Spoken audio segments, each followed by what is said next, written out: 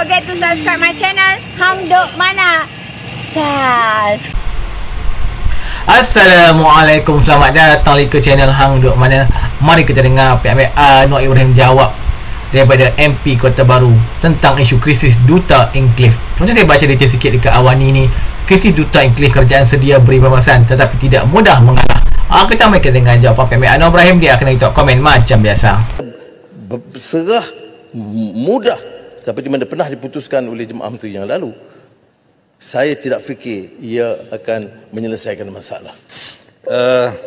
Soalan saya, Kota Baru minta Yang Amat Berhormat Perdana Menteri menyatakan apakah langkah penyelesaian kerajaan dalam kemelut duta Enklave di Mukim Batu susulan keputusan Mahkamah Tinggi yang mengarahkan pemulangan semula 263.272 ekar bersamaan 106.54 hektar tanah di Jalan Duta Kuala Lumpur oleh Kerajaan Persekutuan kepada Semantan Estate Sdn Bhd yang memberikan implikasi serius dalam kepada negara dalam pelbagai aspek. Terima kasih. Baik, sebelum Perdana Menteri menjawab, saya nak ingatkan juga ini adalah keputusan-keputusan mahkamah yang mungkin ada Perdana Menteri be careful. Terima kasih. Tidak ada terlibat dengan pencenggahan keputusan mahkamah. Wabi Kota Baru pun tahu dia pernah jadi Menteri Undang-Undang dan juga Guam, dan kebetulan kes ini pun berbangkit semasa Kota Baru menjadi Menteri dan dibincang pada ketika itu tahun 2021.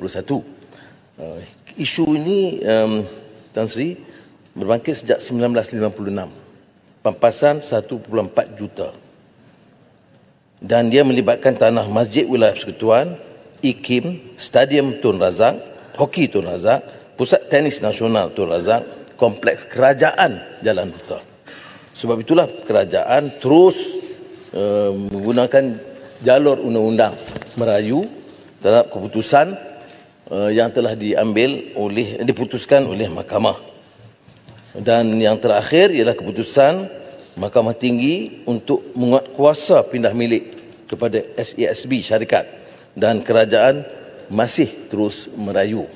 Prinsipnya yang betul ialah bahawa tidak satu inci pun tanah ini seperti mana dia dimaklumi oleh Kota Baru yang dibuat untuk swasta. Seperti saya umumkan tadi, semuanya untuk milik kepentingan awam, sama ada masjid, IKIM dan juga kompleks kerajaan.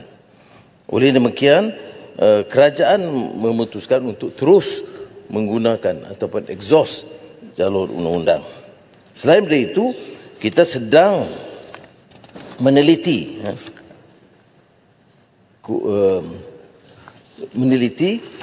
langkah untuk meminda undang-undang supaya kita pertahankan hak negara dan hak dan kepentingan awam. Dan dia tentunya tidak boleh bercanggah artikel 13 dan perlembagaan, ya. Sementara menghormati hak milik perseorangan. Kita juga tahu dalam kes ini 1956 dan terus menerus, masa itu diusahakan oleh Marhum Tun Abdul Razak menetapkan bahawa semua kawasan itu kawasan pembangunan baru, termasuk kompleks kerajaan, dan itu telah dibangunkan sesudah itu. Tetapi syarikat tidak berpuas hati, mereka terus merayu dan mahkamah pada peringkat awal tidak mengizinkan, tapi sejak saya ingat 2003-2006 membolehkan mereka meneruskan rayuan. Jadi itu je proseskan keadaan sekarang. Silakan. Terima kasih Yang Amat Berhormat Perdana Menteri. Lebih dulu saya nak beritahu bahawa saya tidak nak blame kerajaan dan sebagainya dalam perkara ini. Sekadar nak tahu apakah tindakan susulan yang sedang diambil. Sebagaimana Yang Amat Berhormat beritahu bahawa konflik atau pertikaian ini telah berlaku 68 tahun yang lalu. Satu proses acquisition atau pengambilan balik tanah oleh pejabat tanah Kuala Lumpur, Selangor. Masa itu dalam Selangor lagi. Akibat daripada sedikit kesilapan pegawai dalam proses pengambilan itu, menyebabkan mahkamah pada tahun 2010, Mahkamah Tinggi Kuala Lumpur, Hakim Zura Yahya telah membuat putusan bahawa kerajaan telah mengambil tanah ini secara tidak sah, unlawful, dan oleh sebab itu menyebabkan kerajaan menduduki tanah itu secara wrongful possession, pemilikan yang salah. Oleh sebab itu hakim telah mengarahkan supaya diadakan satu assessment of damages, penilaian kerugian kepada syarikat ini selama berpuluh tahun ini. Dan saya nak sebut yang Muhammad pun dah sebut tadi, semasa beberapa tahun yang lepas dalam kerajaan, kebetulan saya Menteri Undang-Undang dan juga Menteri yang menjaga tanah pada masa itu, kita telah mendapat mandat daripada Kabinet. Saya rasa bukan satu rahsia untuk saya sebutkan. Yang Muhammad Bera sebagai Perdana Menteri, juga seorang peguam, beliau tahu perkara ini perlu diselesaikan untuk menyelamatkan aset-aset negara tadi. Kerajaan pada masa itu telah meluluskan, sebahagian ada di sana sebagai menteri, 5 bilion ringgit kepada Kementerian Tenaga dan Sumber Asli pada masa itu untuk berunding menyelesaikan perkara ini. 5 bilion daripada 1.4 million, 1.4 juta pergi kepada 5 bilion. Itu diberikan oleh kerajaan, tetapi proses perundingan itu masih lagi belum berjaya. Menunjukkan bahawa tuan tanah ini meminta lebih daripada itu. Satu assessment dibuat, satu penilaian dibuat, nilainya lebih kurang 3.1 bilion, tetapi tak diterima oleh syarikat ini. Kita offer 5 bilion pun tak boleh. Jadi soalan saya kepada Yang Berhormat, apakah tindakan susulan kerajaan sekarang ini untuk menyelesaikan masalah ini?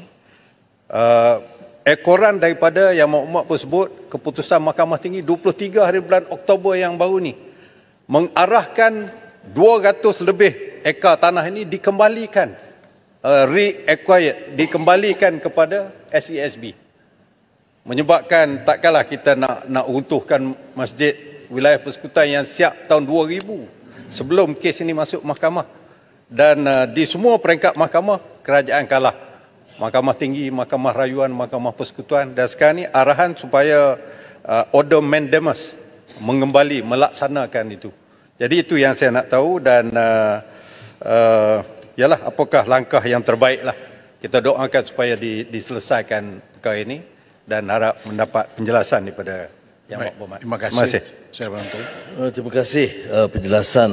Saya semulanya tidak mau rujuk keputusan Imam Menteri semasa Yang Berhormat jadi Menteri, kerana saya tidak fikir jumlah diberikan itu munsabah, agak keterlaluan, terlalu tinggi, dan ini menjadi satu presiden.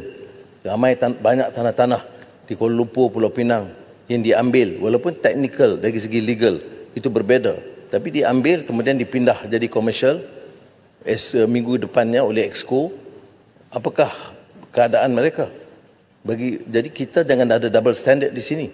Dalam hal ini kita bagi satu pampasan yang sangat lumayan, padahal ratusan ribu ekar tanah.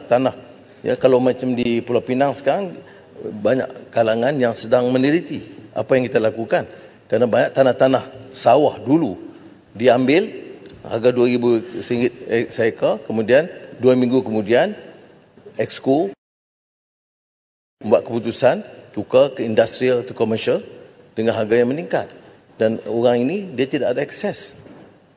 Betul, teknikal dari segi undang-undang itu berbeza, tapi pimpinan negara, Jemaah Menteri harus waras dalam hal ini. Dia mesti konsisten, jangan fikir satu kes ini terasing daripada kepentingan negara keseluruhannya. Apa yang kita lakukan dalam rundingan ini ialah yang munsabah. Betul, 1.4 juta dan peringkat awal ada yang diambil, tetapi kemudian dirayu pada peringkat awal mahkamah tidak mengizinkan.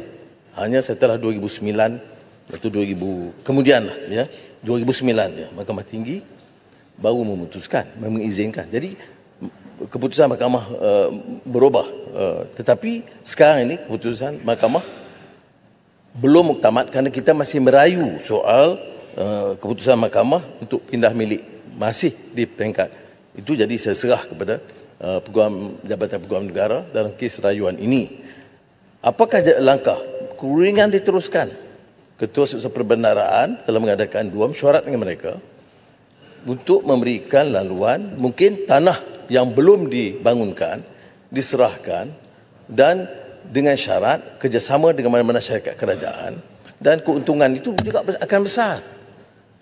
Saya yang hanya sebutkan di Dewan yang mulia ini, kita kena ingat keputusan kita mengalah dalam kes ini dengan mudah bermakna membuka ruang hak kepada beberapa rakyat, terutama kampung-kampung Melayu di bandar dulu yang diambil. Mengapa tak kita kaitkan? Jadi kalau kita berserah mudah, tapi di mana pernah diputuskan oleh Jemaah Menteri yang lalu, saya tidak fikir ia akan menyelesaikan masalah. Kita harus tegas prinsipnya, kalau diambil untuk tujuan awam. Sekarang ini, sehingga hari ini, 1 inci pun tidak dibangunkan untuk bangunan swasta atau komersial. Semuanya untuk bangunan kerajaan, masjid, ikim dan kompleks kerajaan, tenis. Dan oleh itu, saya rasa ruang harus diberikan kepada kerajaan, undi menekankan kepada mereka bahawa ini projek kerajaan sejak 1956. Dan kalau perlu, kita lihat seperti mana dilakukan oleh Jabatan Pegawai Negara sekarang, meneliti aspek perundangan supaya undang-undang diperketatkan, kepentingan awam tidak boleh dikorbankan. Kerana kalau kita kompromis hal ini yang betul, maka seluruh tanah-tanah milik terutama Melayu di bandar akan terbongkar semula. Dan kalau kita sanggup bayar 5-60 bilion ringgit, kita mulalah selesaikan cara yang dicadangkan sebelum ini. Sebab itu kita, bagi pihak Jemaah Menteri, kita tidak setuju dengan langkah itu. Runding dan jelas kepada mereka, dia akan dapat pampasan jauh lebih tinggi daripada 1.4 juta. Tetapi tidak boleh umpamanya menganggap perkara ini mudah. Kerana ini bukan sahaja isu technicalities of the law, tetapi soal prinsip pembangunan negara dan kepentingan awam. Baik, saya jemput Pak Gudang. Terima kasih Tan Sri Speaker. Soalan tambahan saya kepada Yang Amat Berhormat Perdana Menteri, adakah kerajaan bercadang untuk meminda Akta Pengambilan Tanah tahun 1960, iaitu Akta 486, untuk mengemaskini dan memperbaiki akta tersebut supaya kes seperti Duta Enklave itu tidak berlaku lagi? Terima kasih. Baik, terima kasih. Silakan Menteri. Terima kasih Pak Gudang, dan saya telah jelaskan bahawa dalam perbincangan kita dalam Jemaah Menteri dan kemudian dengan Jabatan Pegawai Negara, sementara perbincangan diteruskan supaya ada pampasan yang dikira adil, tentunya tidak 1.4 juta kerana sudah berdekad-dekad berlalu, dan saya nak jamin supaya pampasan itu dianggap adil.